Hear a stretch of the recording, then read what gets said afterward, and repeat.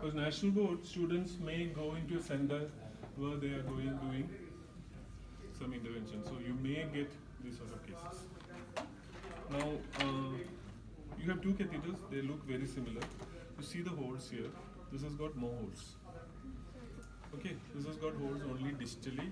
Then there is an area without holes, and then again proximally you can see again holes. But the other catheter shows only a few holes in the distal part. There are no holes proximally. So this is a catheter which is used for draining abscesses.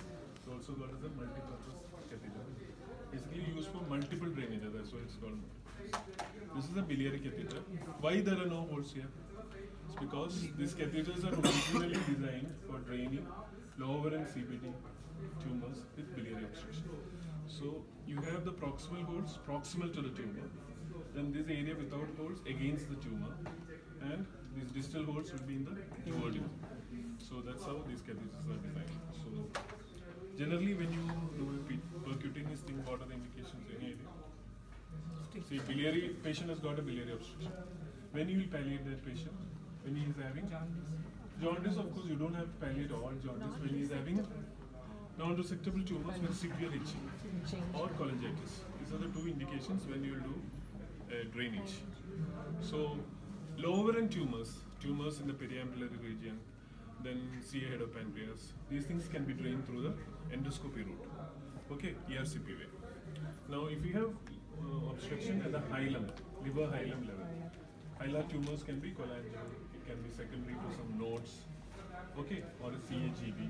Then you do the percutaneous drainage. So that is why some cases go for endoscopic drainage, some cases will go for percutaneous drainage. You don't know? Oh, it's very hard. What is this? At least you read the lipidol. Lipidol is used for what? Taste is one thing. Originally, you used for what? No.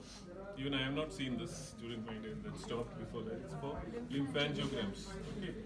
Lipidol. Originally for lymphangiograms. Now, how can you do a lymphangogram? Yeah, that is one thing. Second, as a radiology. You can do venogram, you can do arteriogram, but how will you do lymphangogram? MR, correct. MR, how will you do lymphangogram? See, you can inject into the web spaces.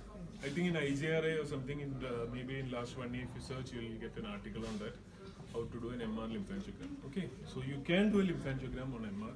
You have to inject the contrast, the gadolinium into the web spaces. Then you can study that.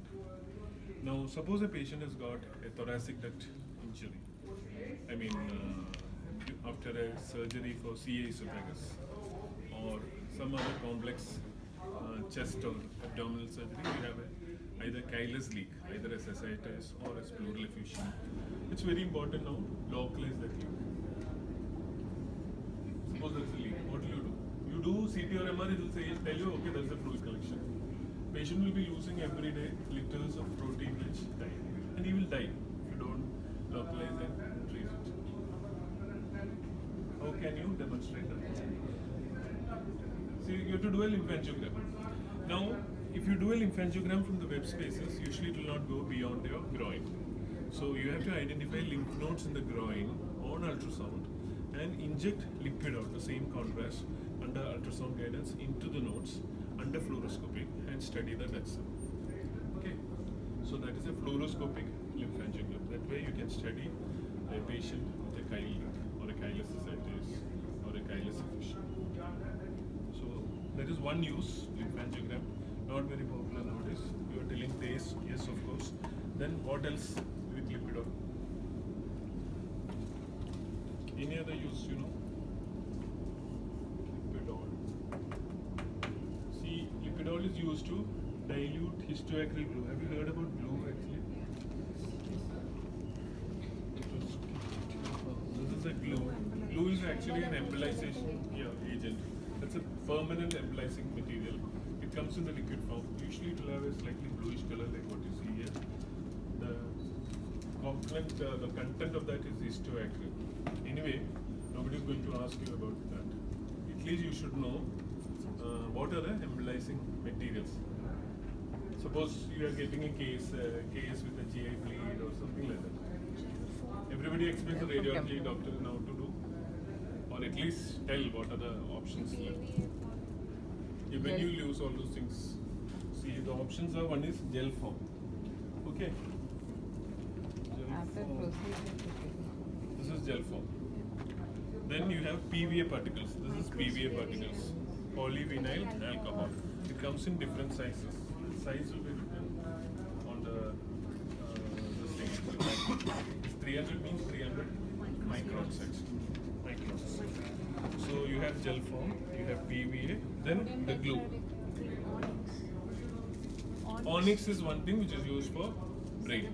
Usually all the neural AV fistulas or vascular malformations for the brain, we use onyx. Why not onyx in abdomen? Only reason is it's very expensive. So onyx is generally used for brain malformations, and it can be used in a slightly more safer way. So since in brain some areas are very critical, onyx is preferred, but this is very expensive. So glue I showed you, what PVA particles you should know, then gel form you know, then anything else? Coils. Okay, that's now suppose you have a tumor or a cyst or a tumor which is bleeding, or you want to reduce the vascularity of the tumor before surgery, or you have an aneurysm which is bleeding. Two issues. One, a tumor which is bleeding, or you assume there is a tumor which needs to be operated, or you have an aneurysm which is bleeding. Two situations. You will use what? Good. Aneurysms, we generally use coils. See, coils are something like the surgical ligations. That's the easy way to remember that. When you ligate an artery, see there's an artery here, you ligate. That artery is cut off. What will happen from a proximal branch will be from distal. Okay, so the flow is still maintained through collaterals, but you can block off that artery at that particular area, just like ligation. The same thing happens when you do a coil. You block off that artery at that level, but still the flow will be maintained distally through some collaterals. So when you have a tumor, if you put a coil, what will happen is the coil will just block up the artery, but again it will get vascularized through other collaterals. So that will not serve any purpose. You should use PVA or a gel form. Gel form is the one which is more commonly preferred because it's cheaper, and if the patient is later undergoing the surgery, say after 1 or 2 days, this is sufficient. Yeah, this is a temporary material, and PVA is a semi-permanent material. Glue is a permanent material. So a rough idea, like when you use glue, when you use coil, when you use gel form, these things you should know. I showed you those catheters. Then what is this? It's written here, just see that. Radio frequency ablation electrode. Okay. So when you do RFA, what are the conditions? Just elaborate. In the liver. Okay. One is liver lesion. Less than 3 she told. In your superficial. That's a different. Yeah, you can use either laser or osteodostroma of the bones. Yes, renal RCCs. Then even in the lung, primary as well as metastatic lesions. So in the liver, generally it is 3 centimeter. That's the preferred size for radiofrequency ablation. See, 3 to 5 also people are doing, but combining it with another therapy like TACE. So the idea is with TACE you cut off the peripheral vasculature, and with RFA you attack the central tumor. So for a tumor which is around 5 centimeter also you can use RFA, but generally combined with TACE. Okay. Then what are the other ablative therapies you know? One is RFA, radiofrequency ablation, cryo, yes, microwave, that is another one, electroporation, okay. Ethanol is the original thing which was the cheapest solution. Ethanol, don't forget that. Good. So these are the few ablative therapies you should know. Then, see, when you get a liver tumor like HCC, they expect a little bit of treatment part also nowadays. Okay, so you should know one thing. You know what is the AASLD? American Association for Study of Liver Diseases guidelines are there. You search AASLD, you'll get that. So any patient with chronic liver disease, you have to do screening with ultrasound. That is what is recommended. Chronic liver disease, not the other patient. So you do ultrasound, look for the nodule. If it is less than 1 centimeter, follow it up with ultrasound. If it is more than 1, either do a dynamic CT or a dynamic CT. Enhancement and washout, it's a tumor. So this is the way you approach HCC nowadays. Suppose there is no enhancement or washout. If you have done CT earlier, you do MRI. If you have done MRI earlier, you have to do CT. So one cross-sectional imaging, if it shows a typical finding, that is HCC. You don't need two, only one. Now suppose there is no enhancement washout. What do you do? 6 months follow-up. No. What about, suppose it's a tumor, it will grow. It's not showing enhancement washout. What is the other option? Biopsy. Biopsy is not regularly done. Why? For HCC. Then that's the best solution for this. Tumor track. Tumor seedings, yeah, along the track. That is pretty high for HCC, nearly 2%. Okay, 2 to 3%. So that is why it's generally not done. So that is gone. Now what else you can do? Contrast enhanced ultrasound. Okay, don't forget that. Contrast enhanced ultrasound is a way of looking at these nodules. Now once you confirm it is HCC, depending upon the size you can manage. Anything up to 3 RFA, 3 to 5 again RFA with TACE. Anything more than 5 you can do TACE or TARE. You know what is TARE? Advanced radio frequency. Now just read about little bit of all those therapies in HCC. Then what is the contraindication for all this TACE and TARE? I should not. Surface lesions for local ablative therapy like RFA. Distant. All those things are for ablative therapies. I'm asking you about TACE. See, most important thing which you have to look for is the flow, portal vein flow. Portal vein flow, if it is reversed and not flowing towards the liver, that's a contraindication for doing TACE. Why? Is because you are blocking of the artery and the portal vein is already reversed. So what will happen? The whole liver will go to necrosis. So patient will suddenly decompensate and he may even die. See, one issue when you do ultrasound, no? And you look for portal vein reversal, especially on the left side you can be fooled. I'm just telling you, this can happen in an exam, somebody may ask you. Anyway, since you are dealing with this. See, the flow is towards the liver because the portal vein may be collateralizing into the umbilical vein and flowing away. So when you keep your probe and see, the flow may look like it is flowing towards the liver. But it is not going into the parenchyma. It is flowing away through the umbilical vein actually. So that is something which you have to keep in mind when you are looking at the left portal vein. The right portal vein, that issue is not. So left very commonly communicates to the umbilical vein, form the portosystemic collaterals. So that is something which the Doppler can for us. So that is done. Then what is this? Cetron, sodium tetracyl sulfate. Used for sclerotherapy, varicosity, slow flow, venous malformations. These are the common indications for using cetron. Clinically, how will you say it's a venous malformation when you see a swelling here? Yeah. Venous and avium, how will you differentiate? One is clinical and second thing is radio. Bruit, pulsations, warmth. When you see these three things, it's such as the avium or avium. If those things are absent and you just see a discoloration or swelling, and which is dependent on the gravity, like if you hang your limb or the patient is standing in the leg, if it becomes prominent, it means it's a venous malformation. So this is used for venous malformations, varicosities, vena. Then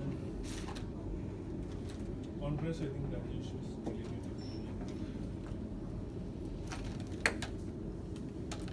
What is a Chiba needle? This is used for what? This is a Chiba needle, okay? Liver. Not for LP. PTBD. PTBD. PTBD. It is used for cholangiograms, okay? PTCs, percutaneous transhepatic cholangiogram. And you should know why it is called Chiba.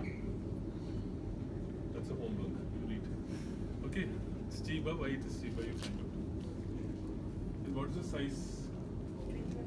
It's 21 or 22, okay? Chiba needle. Is it traumatic or traumatic? You see the tip here. And somebody asks you that question, the needle, always see the tip, which is blunt, with the stillet. That means it's a traumatic needle. Most of these needles may not be having a cutting edge in the outer channel. So this is a Chiba needle. Find out why it is called Chiba, okay? That's a very commonly asked question actually, if you get the Chiba needle.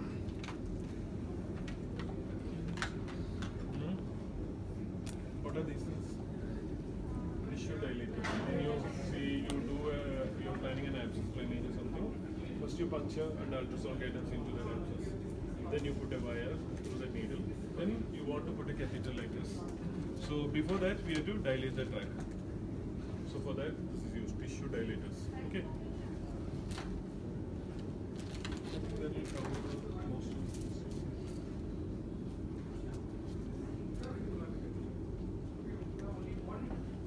PVA. See, PVA comes in different sizes. Always it will be written on the packing. Okay.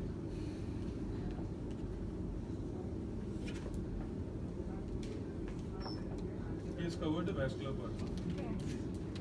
What is this syringe? Anything? Yeah, Luer lock syringe. See, this is called a Luer lock syringe. When you read this, who told me Luer lock? What is the difference with this? What way this is different from the other syringes? Luer lock syringe. Yeah, you can fit it into the catheter. So when you have, when you need to, you have to fix it like this, okay? It will remain very tight. So it will not. So when you are injecting into a high pressure system, when you need to develop a lot of pressure, when you are injecting into a very small tube, it generates a lot of pressure. So the other syringe when you inject will just fly out. So to prevent that, you need this one also. Or when you are injecting glue, things like that. So anyway, you should know what is glue like. I think this will cover most of it.